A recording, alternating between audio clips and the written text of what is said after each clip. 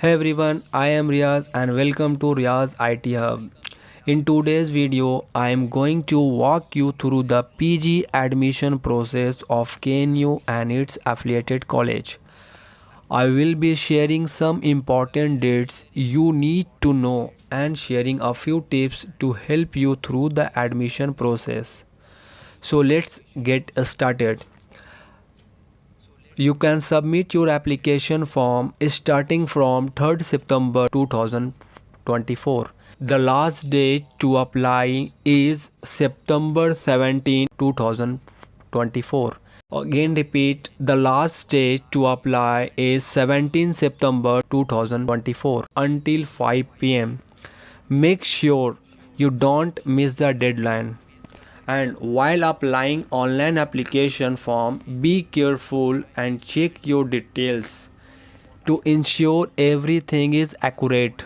Double check your mobile number and email id. Okay, successfully submission of your application form. If you need to make any correction to your application, don't worry, you can do so until 17 September 2024, but only until 8 pm that day. Okay, now for those applying for MBA and MSW program, the entrance test, group discussion and personal interview are scheduled for 19 to 20 September 2024. Prepare well for these important dates. Okay, and next date is the first merit list and waiting list will be published on. First merit list and waiting list will be published on 20 September 2024. And next important date is once the merit list is out, the admission process will begin. The payment link and other details will be available on 20th September 2024 on KNU official website.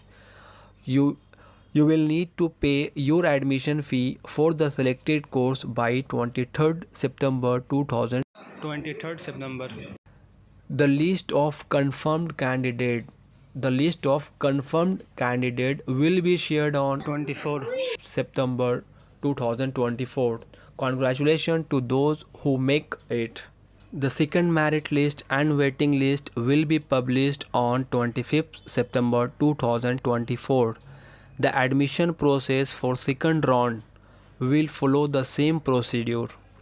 The payment link will be shared on 25th September 2024 and you will need to complete the payment by 29 September 2024. Again repeat the process of the second round or second phase.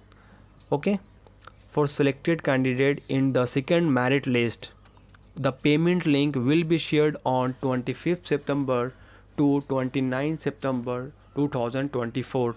The confirmed candidate list of second round will be shared on 30 September 2024.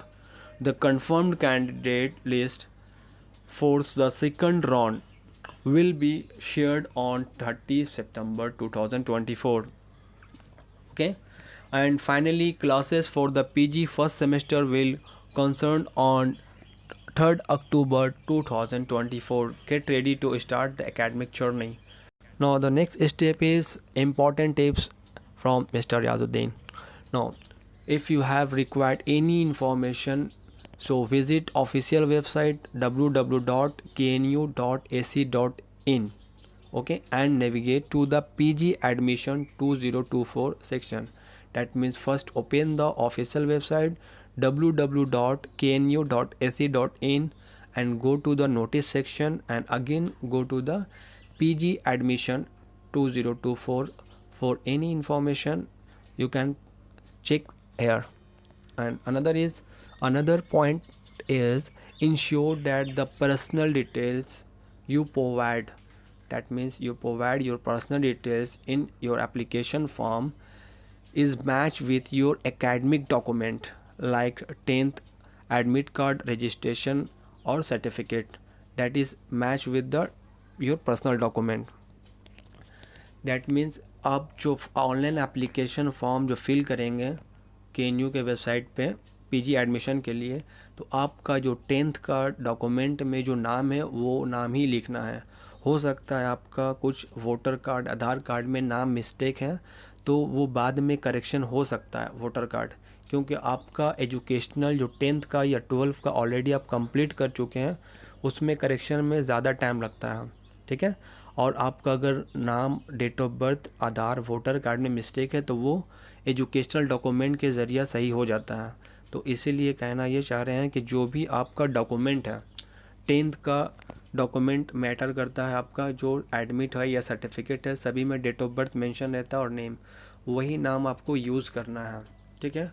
और in case किसी candidate का father या mother 10th के बाद expire कर गया है, ठीक है, तो अब देखो डॉक्यूमेंट में तो नाम लिखा हुआ था, तो कैंडिडेट लोग क्या करता है, लेट लगा देता है खुद से कि मेरा फादर एक्सपायर हो गया है, लेट लगा देता है हर डॉक्यूमेंट में। देखो डॉक्यूमेंट में आपको खुद से कुछ नहीं करना है, ऑलरेडी आपका डॉक्यूमेंट में जो लिखा हुआ है वो वाला ही यूज़ करना है, लेट वगैरह ऐड नहीं करना है, क्योंकि हर चीज़ अभी कंप्यूटराइज हो जाएगा, तो वो लोग लेट करके चेक नहीं करेगा। डॉक्यूमेंट में कभी भी सर्च होगा तो आपका नाम से सर्च होगा, 10 में क्या नाम था, बाद में आपको ऐड नहीं करना है कुछ, ठीक है।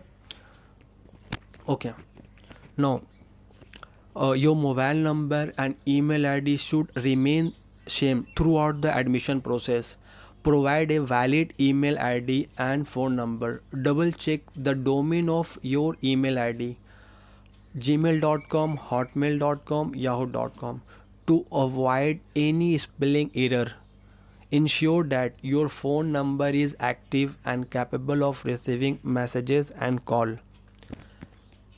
Domain, here the domain is if you provide your email ID, that means अगर कोई कैंडिडेट अपना email ID यूज़ कर रहा है तो अपना email ID का स्पेलिंग सही से चेक कर तो लेता है, लेकिन लास्ट में कभी कभी सिली मिस्टेक कर देता है, डॉट की जगह पे कॉमा दे दिया है, .com की जगह में आई हो गया, कुछ वर्ड मिस्टेक हो जाता है, तो यहाँ पे थोड़ा ध्यान देना है। अगर कोई भी वर्ड मिस्टेक हो जाता है gmail.com में या किसी का yahoo.com में या hotmail.com है, अगर ज़रा सा भी मिस्टेक हो जाता है तो आपका ईमेल आईडी रॉन्ग हो जाएगा, आपको रिसीविंग मेल नहीं मिलेगा, कोई अपडेट नहीं आएगा। तो और जो यहाँ पे ईमेल आईडी और फ़ोन नंबर यूज़ होगा, आपका ये एडमिशन प्रोसेस पूरा चलेगा जब तक जो भी आपको कॉल आएगा या इन्फॉर्मेशन मिलेगा सब मेल पे ही मिलेगा। बीच के आप एडमिशन के दौरान अपना अपडेट मोबाइल नंबर नहीं करवा सकते हैं, इसीलिए जब भी फ़ोन नंबर आप जो दे रहे हैं उसमें इनकमिंग रिचार्ज होना चाहिए, ताकि कोई भी इन्फॉर्मेशन आपको मैसेज में मिल जाए। क्योंकि अभी हो सकता है कि सब वाईफाई तो आ गया है बट रिचार्ज नहीं होता है, तो आपको प्रॉपर रिचार्ज करवा लेना है 1 महीना के लिए आपको, क्योंकि 1 महीना का ये एडमिशन प्रोसेस चल रहा है। कभी भी कोई इन्फॉर्मेशन आएगा तो आपको इन्फॉर्मेशन हो या मैसेजेस हो, ईमेल हो, आपको एक्टिव रहना पड़ेगा, ठीक है। हाँ ठीक है, यहाँ तक क्लियर है सब कुछ। अब आते हैं नेक्स्ट राउंड में, नेक्स्ट पॉइंट में, sorry. Enter your correct marks और percentage with appropriate decimal point.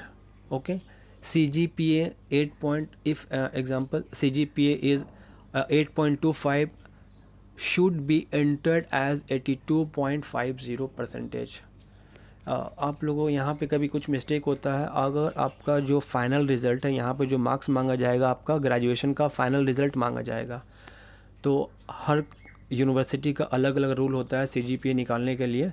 तो आपका रिज़ल्ट का बैक साइड में या सामने में लिखा हुआ रहता है, तो KNU का फ्रंट में अगर आप चेक करेंगे तो नीचे लिखा हुआ रहता है CGPA को कन्वर्सन करने के लिए परसेंटेज में आप देखेंगे तो CGPA इक्वल टू लिखा हुआ रहेगा 10 से मल्टीप्लाई, मतलब अगर परसेंटेज निकालना है तो जो आपका CGPA है उसको 10 से मल्टीप्लाई करना है, आपका परसेंटेज निकल जाएगा। तो कैंडिडेट क्या करता है, परसेंटेज तो निकाल लेता है बट स्टार्टिंग का 2 ही डिजिट यूज़ करता है, डेसिमल पॉइंट जो आता है डेसिमल पॉइंट यूज़ नहीं करता है। तो ये बहुत ज़्यादा इफ़ेक्ट करता है आपका जब रैंक, जब मेरिट लिस्ट बनेगा तो 82 पॉइंट अगर आप लिख दिए हैं, 8.2 था आपका 25, तो आप 82 लिखते हैं तो 50 भी वो मार्क्स मैटर करता है, कभी भी 5-10 बच्चे आगे पीछे हो सकता है इसके ज़रिए, ठीक है। तो आपका जो भी मार्क्स या परसेंटेज आ रहा है सही पुट करना है, 10 का भी 12 का भी आप कैलकुलेटर से कैलकुलेट करेंगे अपना, और जो एक्यूरेट आएगा पॉइंट के बाद जो डेसिमल 2 डिजिट का आएगा उसको भी आपको मेंशन करना है। ये आपका मेरिट बढ़ाने में काम आता है, ठीक है। Now next tip is upload color scan copy of your educational document in the correct size and format like JPG or JPEG or PDF format.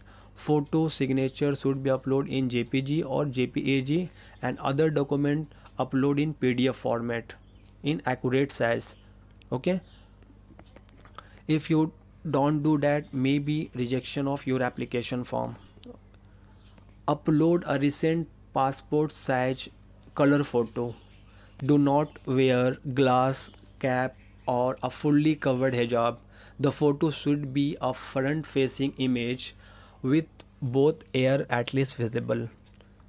Okay, that means आपको जो फ़ोटो देना है रिसेंट फ़ोटो देना है। कभी कभी candidate क्या करता है, बहुत पुराना फ़ोटो डाल देता है, कॉलेज का हो या स्कूल का हो, पुराना फ़ोटो यूज़ नहीं करना है।